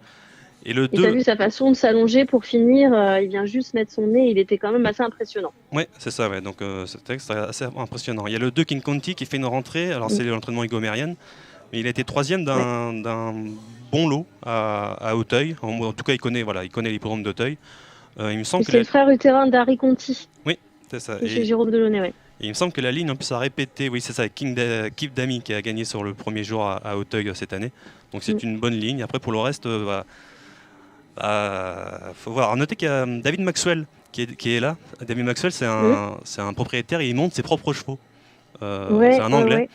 Justement, c'est peut-être amusant de le mettre celui-là. Parce que en plus, les chevaux de Dominique Bressou ont connu une très bonne fin d'année. L'année 2023 n'avait pas été terrible tout le premier semestre. Et ensuite, ça s'est un peu mieux passé, surtout la fin d'année et le meeting de Pau. Oui, le meeting de Pau, pour lui, donc ça pourrait peut-être être amusant. Ce cheval-là, il a gagné facilement à Argentan, et David Maxwell, il ne faut pas avoir peur, c'est un cavalier amateur, mais il a gagné à Fontainebleau il n'y a pas longtemps, donc il est capable, il peut gagner une course comme ça. Mais voilà, moi je suis plus sur l'As et le 2, avant le tour. Il a déjà monté à Auteuil en plus, David Maxwell. Ouais. La deuxième, c'est une course pour les AQPS, si je ne me trompe pas, avec des jeunes. Alors, il y a Camaro Duez pour Elisabeth Allaire. Ça a été un super accu la dernière sur le plat. Il a remporté groupe 1 à Fontainebleau. Et de ce que j'ai pu comprendre, c'est qu'il saute très bien le matin. Donc c'est c'est une très bonne chance. Ça va être l'une des attractions de la journée même à Auteuil. Ouais. Et alors, donc avec sa classe de plat, faut voir comment ça se passe. Et puis on parlait dans cette émission avec Elisabeth Allaire qui a une super réussite quand même. Depuis qu'elle entraîne les galopeurs, donc ça se passe très bien pour elle. Mais alors dans cette course, est-ce qu'il faut privilégier donc un cheval comme lui ou comme le pensionnaire de Donatien Sour de Beauregard qui ont déjà des belles perfs, ou ceux qui ont déjà couru cette année? Est-ce que tu peux me répéter la question? Désolé, Sophie. Je te disais, est-ce que dans cette course, on privilégie ceux qui ont montré des belles choses déjà l'an passé à l'âge de 3 ans, ou ceux qui ont déjà couru cette année, même si ce n'est qu'une fois? Lui, je pense qu'il est vraiment très très très très bon, ce Camaro Duez. En plus, ils l'ont castré. Ils ont refusé des offres pour le vendre en Irlande et en Angleterre. Ouais. Donc je pense que lui est vraiment très très bon. Et le terrain, on ne l'a pas dit, mais il est annoncé à 4,5 collants. Ça va peut-être être moins lourd que les week-ends précédents. Donc voilà, il a besoin de lourd quand même, ce Camaro Duez. Et ça paraît une bonne chance. Dans les autres, on peut peut-être mentionner, il y a la ligne avec Cosmos Allen pour l'entraînement de Pelletier, avec Mathieu Chaiolo qui a fait un très bon meeting de Pau, qui est deuxième Deuxième du 4, voilà, c'est le 6 Casmoalen et Bégan. et le 4 Kilbegan qui ont vraiment bien couru en plat. Et le 6 a montré une bonne classe de plat pour finir, donc pourquoi pas en outsider. Après, pour le reste, voilà, il y a des inédits, je sais pas, Keepstar par exemple, le 11 pour Amanda Zetterholm et Noël Georges, pourquoi pas. Ouais, on a des entraînements redoutables quand même au départ de l'épreuve. Après, on a le prix Hubert Delière qui est toujours une belle course sur les haies, qui sert parfois de remise en route pour les bons sauteurs qui vont courir les gros morceaux et notamment le grand steeple. C'était notamment une course dans laquelle faisait sa rentrée parfois docteur de Vallon. Je sais pas si tu te souviens. Oui, bien sûr. Et là, on a qui ? Moi, j'aime bien Super Quartz. Oui, de l'entraînement de Manon Scandella, la caille. Qui fait toujours bien Auteuil en plus. Ouais. Qui court toujours bien à Auteuil, Super Quartz. Et qui a l'avantage d'avoir fait sa rentrée en s'imposant du coup à Toulouse. Changement de jockey, je ne sais pas si c'est un souci pour toi. J'ai lu dans la presse que ça n'avait pas l'air d'être un problème pour l'entraîneur. On a oublié de le mentionner, mais oui, Thomas Borin est absent pour 3 semaines, c'est un habitué de Radio Balance. Il s'est blessé, il a remporté son quintet la semaine dernière blessé, faut le noter quand même. Donc c'est quand même un exploit et on souhaite un bon retour pour Thomas Borin.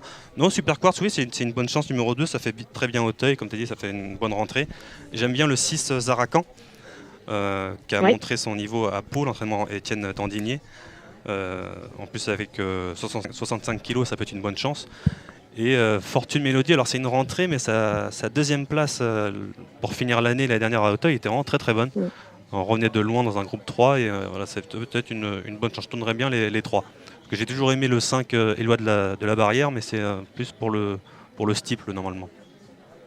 Ouais, plus pour le steeple, puis c'est un cheval qui a connu plusieurs interruptions de carrière, donc c'est pas facile de le reprendre là, savoir où il en est, peut-être le revoir déjà pour faire sa rentrée en haie à Auteuil et attendre les plus gros morceaux, on va dire, à venir. Ouais. La 4e, c'est le prix Duc d'Anjou. Alors là, on a l'attraction vraiment de la journée, c'est le Las Cadam, qui est peut-être le meilleur de sa génération en steeple, qui était absolument incroyable l'année dernière pour finir l'année. Ouais, c'est vrai. Donc une rentrée qui est attendue par tous. Que dire, oui, c'est le gagnant du congrès. Il a devancé 3 autres chevaux qui retrouvent. Oui. Et notamment Caredas qui portera que 63 kilos.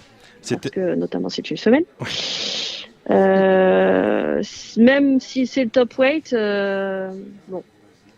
Oui, sur ce qu'il a montré là. Une rentrée, voilà, sur ce qu'il a montré, c'est difficile de pas le. Et en plus, le conseiller fortement, quoi. Les chevaux d'Arnaud Chaé sont en forme sur cette début d'année là, ils sont vraiment très très bons. Et il y avait toujours cet écart de poids l'année dernière, même contre Caredas. Hein. C'est pas trop gênant pour Cadam normalement. Ouais. Et derrière, pour un Z4 pourquoi pas avec l'autre Fabuleux Rico qui est un bon cheval également le 6. C'est la même ligne à peu près. Et j'ai toujours bien aimé Kentucky Wood. Oui. Alors c'est une première fois en steeple, mais c'est un cheval qui est vraiment en progression. L'année dernière, il a toujours bien sauté. Il a progressé sur le plan en quelque sorte, il a appris son métier, donc pourquoi pas pour un Z4 ordre aussi le mettre. Voilà, j'aurais plus ces chevaux-là que les sauts qui ont couru à Pau, comme Choriste qui a fait vraiment un très bon meeting et qui a montré de la qualité quand même, mais bon, ça reste à Pau. Ouais, on a des chevaux peut-être là dans cette course vraiment qui ont été façonnés pour Auteuil ou qui déjà connaissent Auteuil et qui ont vraiment réussi sur la butte Mortemart, donc plutôt aller de ce côté-là. Je suis d'accord avec toi. Ouais. La 5e, c'est le prix Samaritain. Qu'est-ce que tu vois dans cette course-là ? Alors, dans la 5e, j'étais en train de me demander... on a déjà 2 qui se sont imposés déjà dans l'année. Avec Kiss Kiss, notamment, c'était je me rappelle, c'était à Pau. Oui.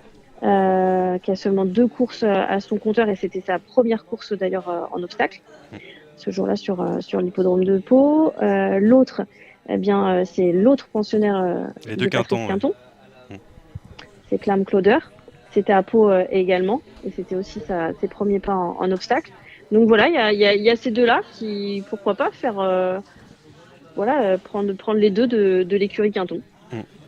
Pour noter d'autres, il y a le 5 Kuka de Thé qui est quatrième à Auteuil, qui est quatrième à Auteuil, il va au moins connaître l'hippodrome, ça peut être une bonne chance. Et je suis curieux de voir, alors c'est une grosse rentrée, ça a couru qu'une seule fois l'année dernière, en plus c'est une première en obstacle en plus, mais c'est Jupe Écossaise le 2, qui est quand même troisième de July Flower en débutant.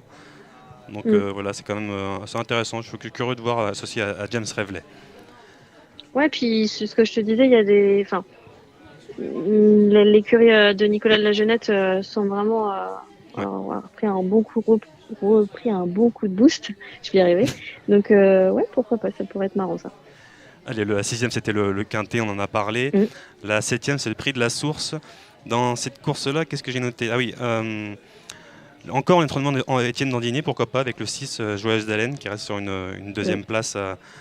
Alors c'était où déjà ? C'était à Auteuil justement, oui, à Auteuil. Deuxième place de Tryline, qui est un très bon également d'entraînement dans le Chaillé. Donc ça peut être une bonne chance, numéro 10. D'accord. Et après ça paraît quand même difficile de faire sans Jumba, non ? Je sais pas. Jumba, oui, qu'on a vu à Pau, oui, je sais pas trop quoi penser de ces lignes à Pau. D'accord. Mais oui, en tout cas, ça court bien et ça peut être une bonne chance. Moi, j'aurais plus sur la ligne, c'est le 8 Happy Harry, qui a bien couru à Fontainebleau, 4e, et reprendre le 5 Ninth Lock pour Noël Georges et Amanda Zetterholm. Ok, bon allez, je te suis sur celle-là. Et la dernière, c'est le prix Car-Simon. Qu'est-ce que tu avais dans cette course-là ? Comme tu le disais tout à l'heure, c'est vrai que Arnaud Chailly, c'est difficile de faire sans lui là en ce début d'année. Donc là, il a 2 pensionnaires qui ont une grande chance de faire l'arrivée avec Inédit Siergue et Choly.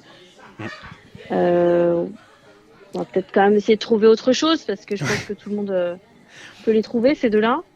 Choly, à chaque fois, c'est Gaëtan Mazur est sur Inédit Siergue, donc on doit estimer que la meilleure chance c'est Inédit Siergue, comme c'est le premier jockey d'Arnaud Chailly. Mais Choly, c'est toujours une note incroyable à chaque fois. Ça gagne jamais, mais c'est toujours ça finit à une vitesse à chaque fois. C'est embêtant ces chevaux-là. Oui, c'est ça. On les adore, mais ils sont un peu chiants ces chevaux-là. D'autres. Qu'est-ce qu'on peut. Après, il y a Éclair Dénet, mais c'est compliqué parce que Éclair Dénet a vraiment bien terminé l'année. Enfin voilà, c'était une 4e place dans le prix François de Gannet.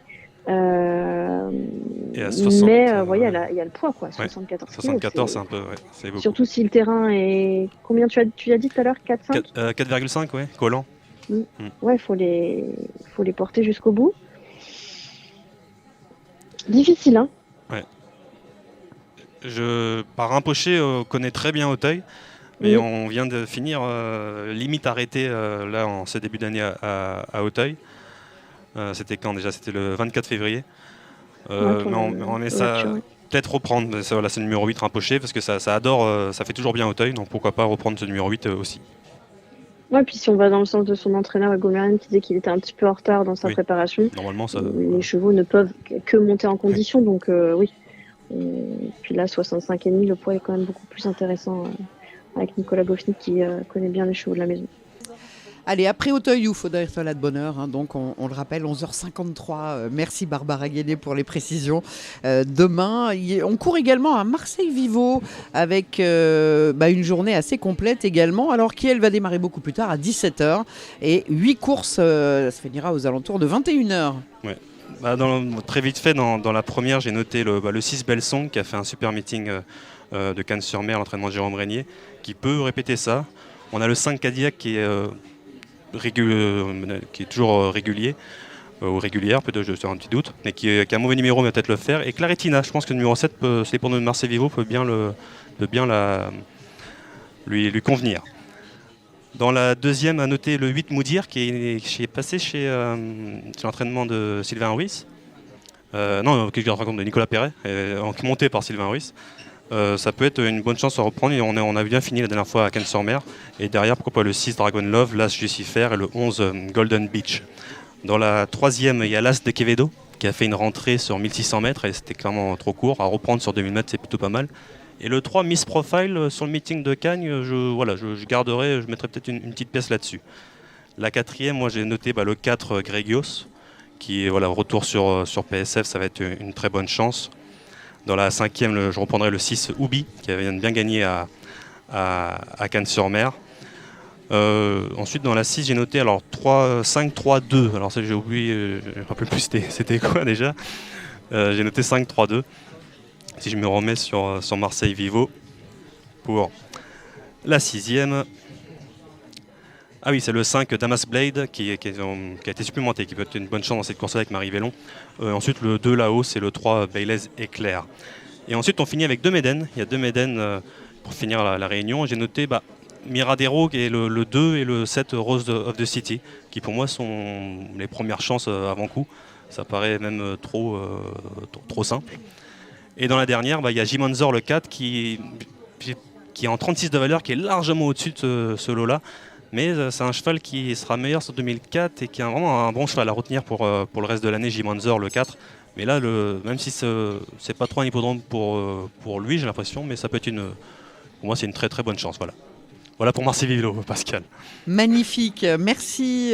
Donc, on va passer à dimanche. Dimanche, on va rester juste quelques instants dans le galop pour rappeler qu'il y a Compiègne à partir de 13h45 avec une réunion donc de place. C'est la première de l'année. Il y a déjà eu de l'obstacle cette semaine, mais donc une première réunion de place sur l'hippodrome de Compiègne. Et puis, ça va intéresser Barbara probablement. On a également dimanche. Alors, c'est un petit peu du coup de tarbiscoté parce que évidemment, on avait initialement Mont-de-Marsan qui était prévu et finalement une réunion qui est transférée à Pau avec, ça risque de compliquer les choses, le Grand Cross de Mont-de-Marsan qui se dispute à Pau. C'est pas tout à fait les mêmes conditions, Barbara. Disons que c'est pas tout à fait la même aptitude, on va dire, parce que c'est vrai que ce sont deux profils différents. Mais bon, fallait bien trouver une solution. Donc le cross de Pau est quand même magnifique, donc ça s'annonce une belle étape. Exactement, avec 4700 mètres, donc trophée national du cross Haras du Lion PMU et Saint-Godefroy notamment pour Patrice Quinton, Monté-Félix de Gilles, Garrett de Larachi également et voilà, 8 concurrents, une épreuve très intéressante et en tout cas un parcours toujours spectaculaire qui sera à suivre dimanche sur l'hippodrome de Pau. On va passer au trot. On va passer au trot, cette fois donc avec Christine qui a patienté très très gentiment parce que c'est vrai que le trot va occuper un petit peu toutes les fenêtres de dimanche avec Cagnes-sur-Mer. Alors, on le dit tout de suite, le temps va pas être génial. Non, je suis tellement déçue, j'adore aller à Cagnes-sur-Mer, mais il va pleuvoir tout le week-end. Mais ça sera quand même une super réunion. On a beaucoup de très belles courses, dont le Grand Critérium de vitesse de la Côte d'Azur, qui est une des courses les plus chouettes de toute l'année au trot. Et avec lequel on va commencer, puisque c'est la course support du Z5 du Quintet, et qui s'annonce très très belle et passionnante en tout cas sur c'est quoi, 1609 mètres, c'est ça ? C'est ça, sur le mile, une distance très rare en France, mais c'est un peu plus commune à l'étranger. Un super plateau, ils sont 13, c'est pas énorme, mais des très très bons chevaux. On a notamment Vivid Waisas qui a déjà gagné cette course à 3 reprises. Il s'est un peu préparé pour ça, le cheval, pendant le meeting d'hiver, il a peu couru. Durant l'hiver. Là, il arrive sur quelque chose qui est vraiment son sport. Il courait pas si mal. Il a un tout petit peu manqué dans le Prix de France.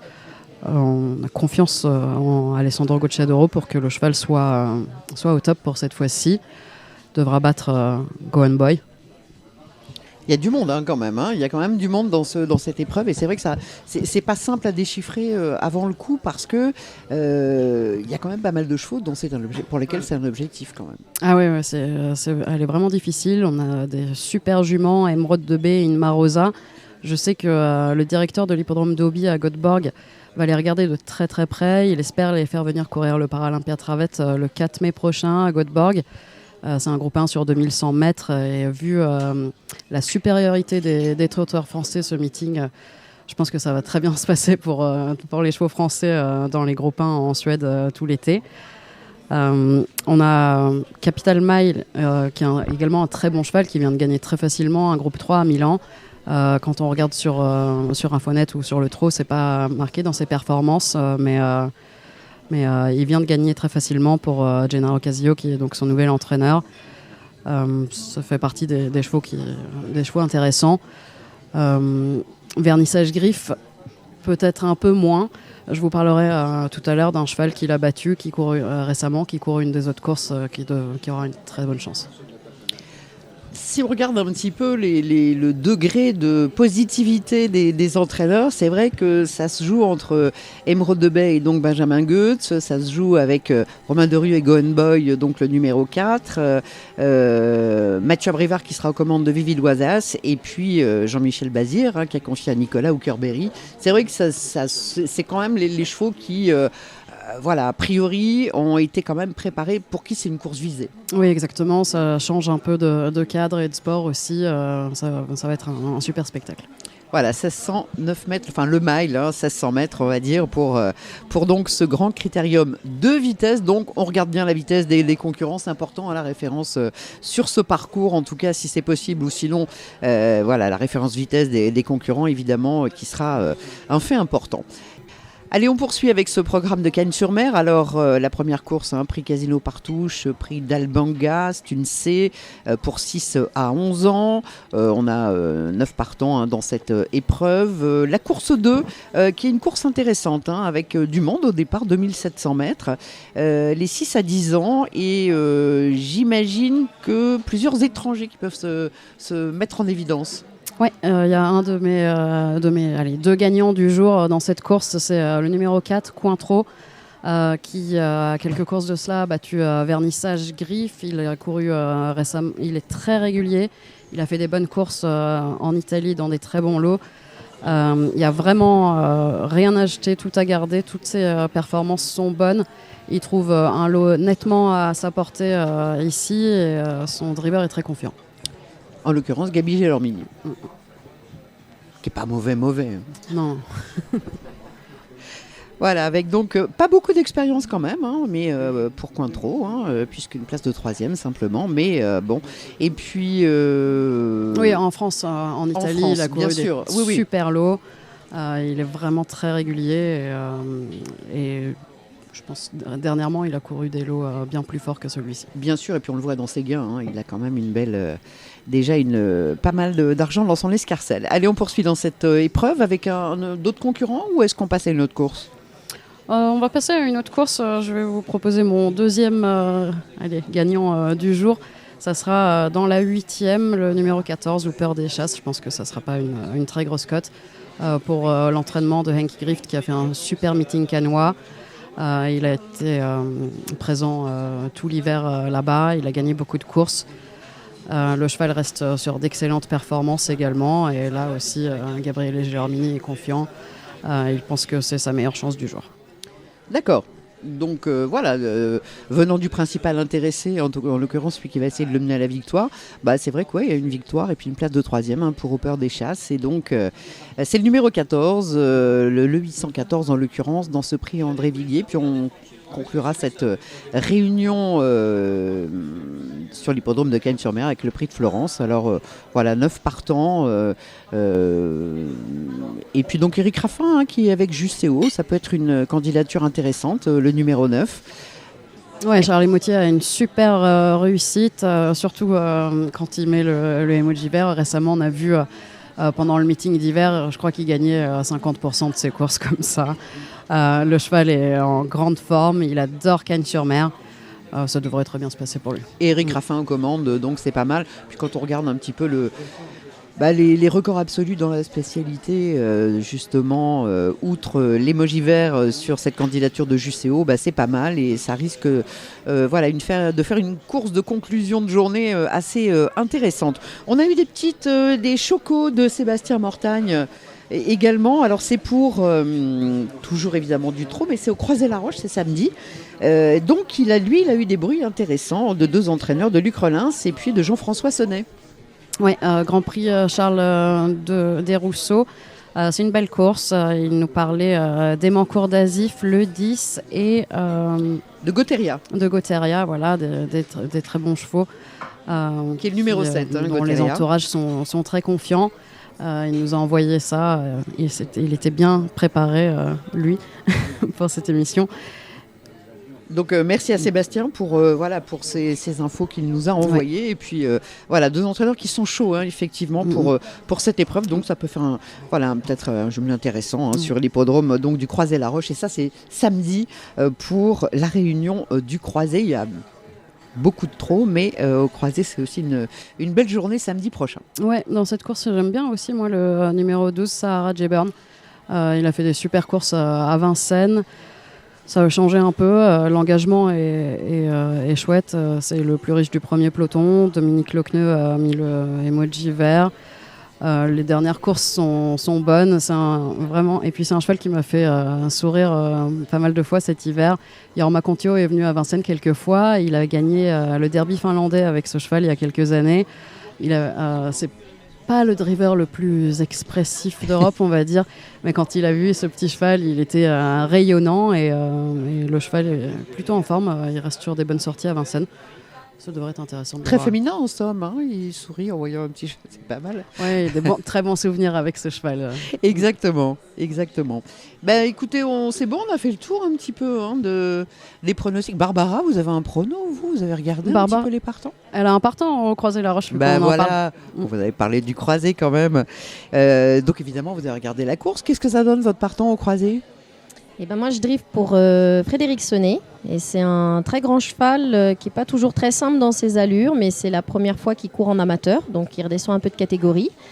Donc si j'arrive à m'en servir, j'espère obtenir le meilleur classement possible. Vous avez pu le driver déjà, travailler un peu avec lui ou pas du tout? Non, je l'ai jamais drivé, mais par contre, je l'ai déjà vu au travail. J'ai parfois été à côté de lui au travail, donc je vois un petit peu comment il fonctionne. J'ai vu ses courses et tout ça. Donc j'ai une petite idée un petit peu, mais maintenant, faut arriver à s'en servir. Voilà, mais en tout cas, ça peut être... Alors, c'est dans quelle course du C'est dans Croisé? la dernière. On ferme le bal, les amateurs. D'accord, dans la dernière course du Croisé, donc... le Frédéric Sonnet confié donc à Barbara Guéné qui, on va regarder en tout cas les résultats, mais vous êtes confiante? Oui, ça va. Bon, vous avez l'air. Moi je dis que c'est un choco aussi, ça, c'est un choco.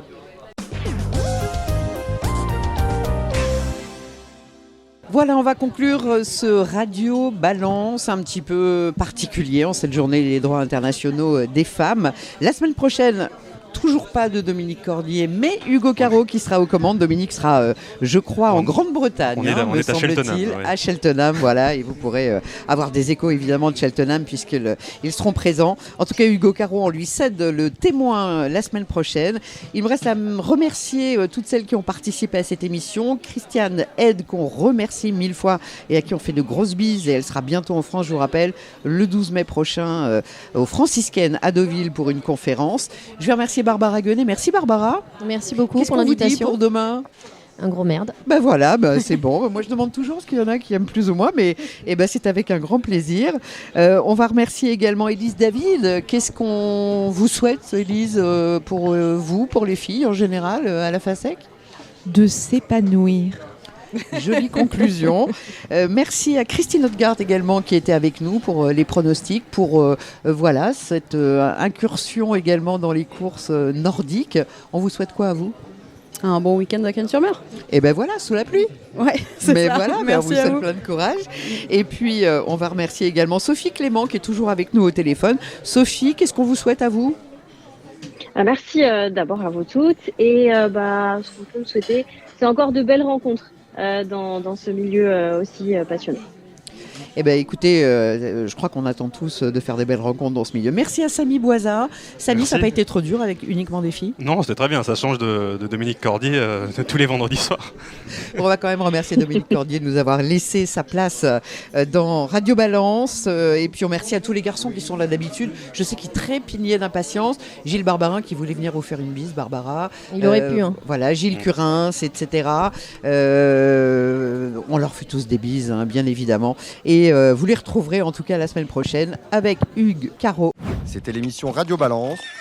transformez les conseils des experts en gains grâce aux 150 € de bonus pour l'ouverture de votre compte theturf.fr.